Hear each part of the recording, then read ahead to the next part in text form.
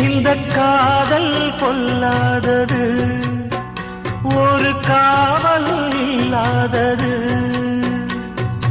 ஊதக்காத்தில் வஞ்சி மாது ஒத்தையிலே வாடும் போது போர்வை போல பொத்தி அணைப்பே.